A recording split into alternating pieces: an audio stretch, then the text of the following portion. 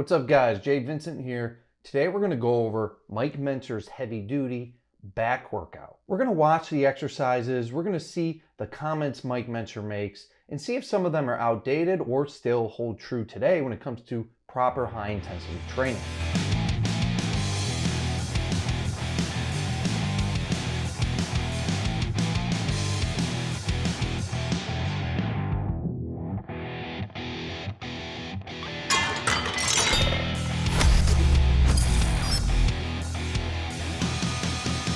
Now this was recorded almost 30 years ago, and we've learned a lot since then when it comes to exercise science. While Mike Mentzer, Arthur Jones, and a lot of the high-intensity training bodybuilders of the past were very correct about a lot of things, there are some things that we now know that they were in fact incorrect about. So we're going to watch the workout, we're going to watch Mike Mentzer's instruction and commentary and see how close they were back about 30 years ago.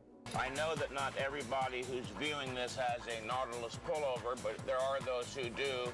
Let me instruct you now on the proper use of the Nautilus pullover, which is one of the best machines in the world. In fact, Nautilus machines, I still contend, are scientific precision. So they're starting off this workout with the Nautilus pullover, which indeed is a fantastic machine. I want to go as far as saying it's the best machine ever invented. And when Mike Mentzer and Arthur Jones kind of used the Nautilus pullover as this holy grail of muscle growth, they started to convince a lot of people that it was necessary to do the Nautilus pullover exercise in order to maximize the muscle growth of your lat. And this is simply not true. The Nautilus pullover is a great, extremely effective machine for training your lat and your back muscles, but it is not necessary to have access to this machine in order to get the most growth and development and strength out of your lats. Now Mike goes on to say that he still believes that Nautilus equipment is precision exercise equipment, and he's correct. A lot of the well-built Nautilus machines, such as the Nautilus Nitro, 2ST, and even the MedX machines, which were a subdivision of Nautilus, is some of the best equipment that money can buy. But remember, in this day and age, just because it has Nautilus on it doesn't mean it is in fact real Nautilus equipment. Now there's a lot of Nautilus equipment that you will see in commercial gyms like Crunch Fitness that in fact are not Nautilus at all, such as the Nautilus Inspiration line. This is actually Sport Track equipment with the Nautilus logo stamped on it. And this is in fact some of the worst equipment I've ever used in my entire life. So when it comes to real Nautilus equipment like the Nautilus Nitro line, yes, that is in fact precision, high grade, high quality equipment, but don't be fooled if you hop on one of these Nautilus Inspiration machines, because it's just a piece of garbage and it's not even Nautilus at all. It's actually just Sport Track. Stretch. Always work your muscles through a full range of motion, viewers. Exercise is about movement. The greater the range, the movement, the greater the exercise. It only stands to reason. Now this is one of the things that Mike Mentzer and Arthur Jones got wrong. You do not need a full range of motion to optimize muscle growth or muscle strength. You also do not need to load the muscle in a stretch position to get optimal muscle growth or strength either. We have found through research over the past 3 decades or so that almost any range of motion, if the exercise is done with high enough intensity, is going to stimulate extremely similar adaptations in terms of muscle growth and muscle strength. Mike Mentzer goes on to say that exercise is movement, but this is also incorrect. Exercise is placing a demand on the function of your muscles.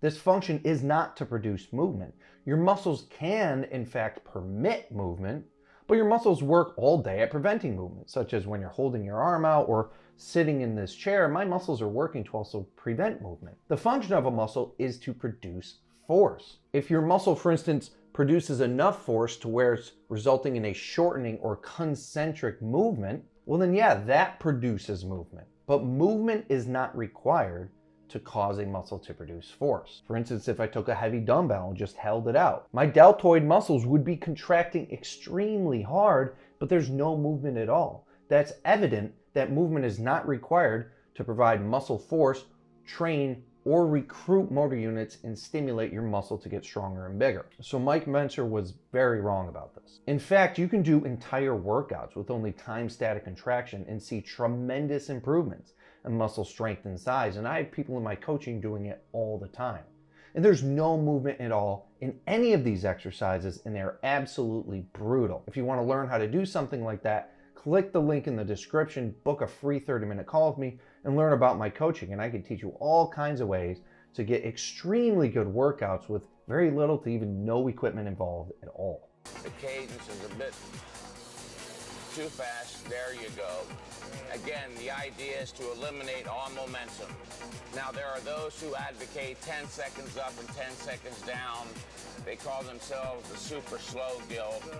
There is no evidence that clearly indicates that it's necessary to go 10 seconds up and 10 seconds down. Now here Mike Mentzer mentions super slow, or the super slow guild. Now this was a kind of a group of high intensity training instructors and high intensity training practitioners and advocates that recommended going as slow as 10 seconds in each direction. But as Mike Mentzer correctly indicates, 10 seconds in each direction is no better than doing maybe a 4-4 or a 5-5 cadence in terms of the way it's going to stimulate your muscle and in terms of safety. Now, when it comes to repetition cadence, it's really mostly preference. You want to go no faster than 3 or 4 seconds in each direction, and really no slower than 10 seconds in each direction. Now, there are a lot of people in the high intensity training community that erroneously believe that a 10-10 or a super slow cadence is better or more effective, but as Mike Mentzer indicates here, there's really no evidence at all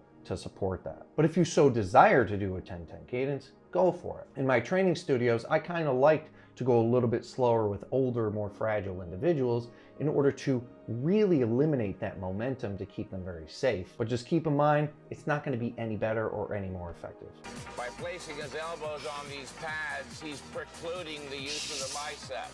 The bicep is a weak link when doing pull downs or rows. So this is another thing Mike Mentzer got wrong. He said the weak link in pulling movements is the biceps. This is just incorrect. Your biceps are not a weak link. In fact, your biceps are not any weaker than any of the other muscle groups. Your biceps just tend to burn more than your lats or your back muscles because there's more sensory nerve endings in that area. Just like with your quadriceps and just like with your calves, there are some muscle groups that burn a lot more, and this may give you the illusion that they are weak or somehow a weak link in the exercise, but they absolutely are not. Just the sensation of working these muscles hard is more uncomfortable than other muscles when you work them hard. For instance, you never really feel your lats burning or your rhomboids burning or even your chest really burning, but your deltoids and biceps and quadriceps will be on fire every time you train them. This has nothing to do with weak links, it has nothing to do with exercise selection, it just has to do with your anatomy. Now, the pre-exhaust technique was very popular back about 20, 30, 40 years ago because they did believe that some muscle groups were smaller and weak links in some of these compound movements. For instance, the biceps were considered a weak link or a smaller muscle group that was preventing you from really stimulating your lat muscles or your other back muscles during pull downs. Now remember, if he did the pull down first, the lats would not go to failure, the biceps would, because they're a smaller muscle. By doing the isolation exercise first, he pre-exhausts the lats. His biceps are fresh, therefore now his biceps are actually assisting his lats. But this is in fact wrong. In fact, most of the muscle groups in your upper body are extremely similar in terms of size and weight. Believe it or not, one of the biggest muscle groups in your body is your triceps, but you wouldn't know it because it's wrapped around your entire upper arm. Meanwhile, the lats are spread across your back, giving them the appearance of being bigger, but they are in fact not any bigger. And your lats are certainly not bigger than your biceps muscle. So when people are calling biceps and triceps and deltoids smaller muscle groups, they're just wrong. Anatomically, they're all very similar in size. But you get a lot more of a burning discomfort sensation when you train some of these muscle groups, again, leading people to believe that they're somehow smaller muscle groups or somehow the weak link. Now, doing a pre-exhaustion technique is fine, but it's not going to be any better than if you were to just do normal exercises in a normal order.